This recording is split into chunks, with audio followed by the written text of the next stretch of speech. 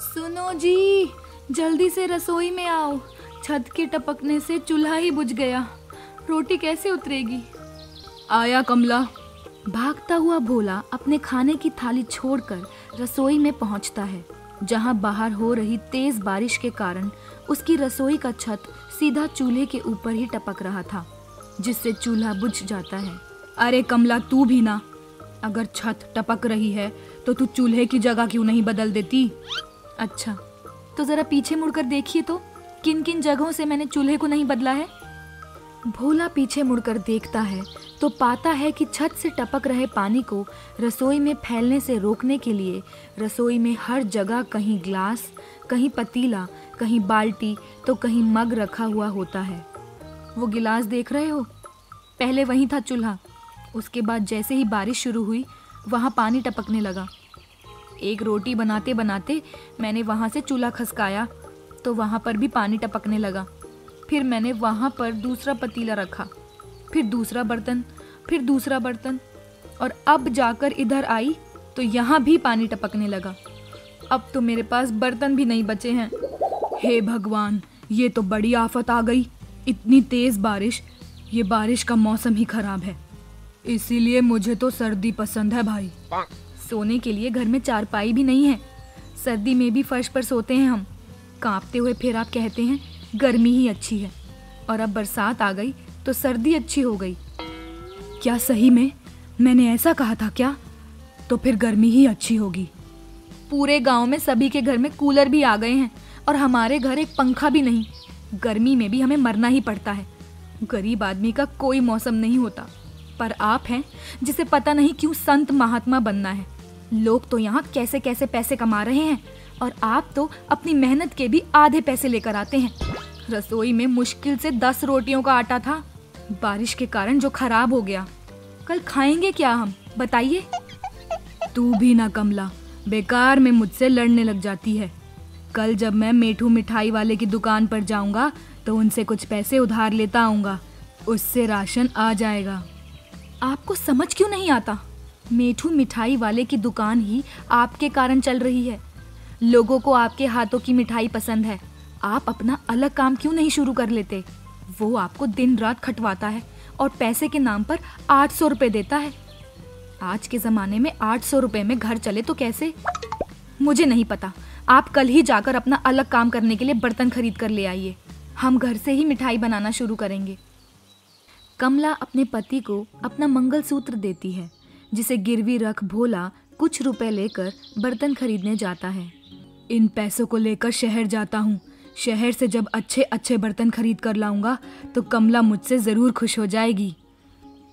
भोला जंगल के रास्ते शहर जाने के लिए निकलता है, जहाँ उसकी नज़र पेड़ के नीचे बैठी एक बुढ़िया पर पड़ती है। वो लगातार रो रही होती है।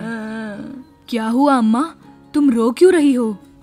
मैं लोहे के बर्तन बेचती हूँ बेटा, पर आज के ज़माने में लोग बड़ी बड़ी दुकानों में चले जाते हैं स्टील के बर्तन खरीदने, और अब तो मेरे बर्तनों में भी जंग लग गए हैं।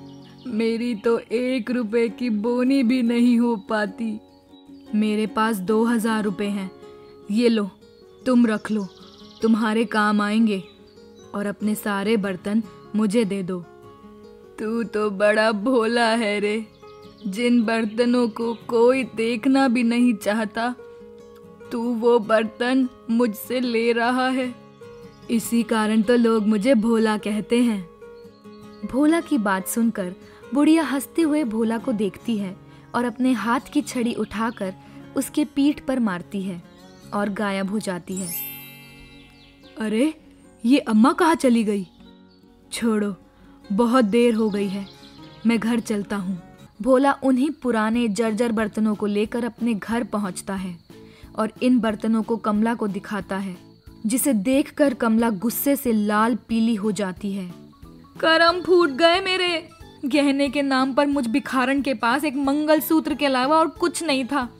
वो भी मैंने आपको नया काम शुरू करने के लिए दे दिया, और आप उन पैसों को भी कुएं में डाला है। क्या करेंगे हम इन बर्तनों का? वो अम्मा बहुत रो रही थी, उनसे इन बर्तनों को कौन खरीदता? कमला, किसी को तो इंसानियत दिखानी चाहिए ना। आपकी इस इंसानियत दिखाने की आदत के कारण ही तो हम सड़क पर आ गए हैं। गुस्से में कमला कमरे में सोने चली जाती है। भोला उन बर्तनों को रसोई में रख देता है। अगली सुबह जब दोनों सो रहे होते हैं, कमला की नाक में पकवानों की सुगंध आती है। भाई, इतनी अच्छी सुगंध, लगता है आजू बाजू में कोई पकवान बना रहा है। काश हमारे भी घर कभी पकवान बने। कमला उठकर आंगन में आती है, जहां उसे एहसास होता है कि ये खुशबू तो उसी की रसोई से आ रही है। और वो अपनी रसोई में जाती है और वहां हो रहा दृश्य देखकर चौंक उठती है। जिन बर्तनों को कल रात को ही कमला ने जर्जर समझा था, उन बर्तनों में अपने आप खाना बन रहा था।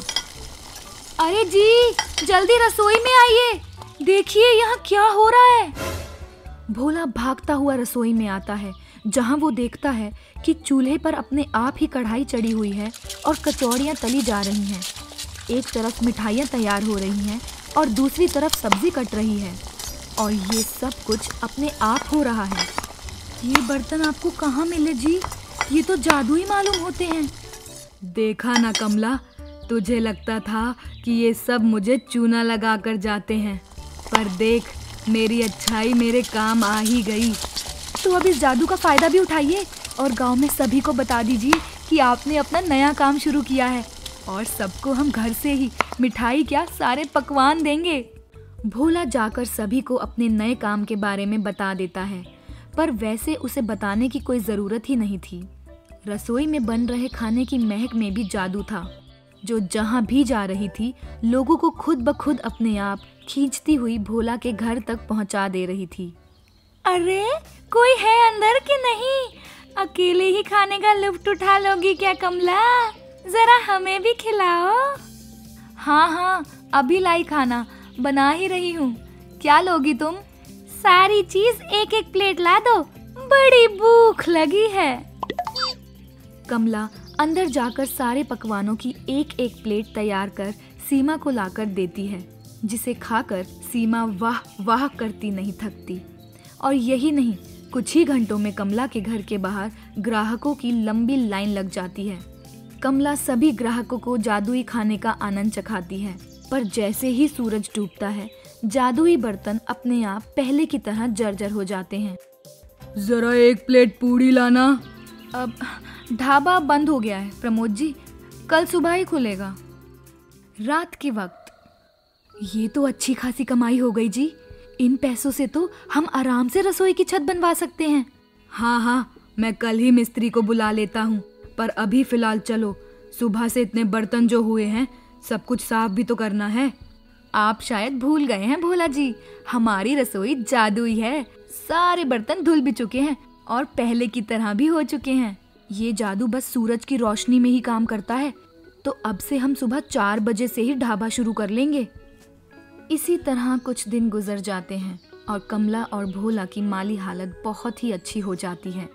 पर एक सुबह मेठू हलवाई चुपके से जादुई रसोई का जादू देख लेता है। तो ये बात है। मेठू हलवाई रात को भोला के घर जाता है और उन बर्तनों को चुराकर अपने घर ले आता है और अपनी रसोई के चूल्हे पर चढ़ा देता है।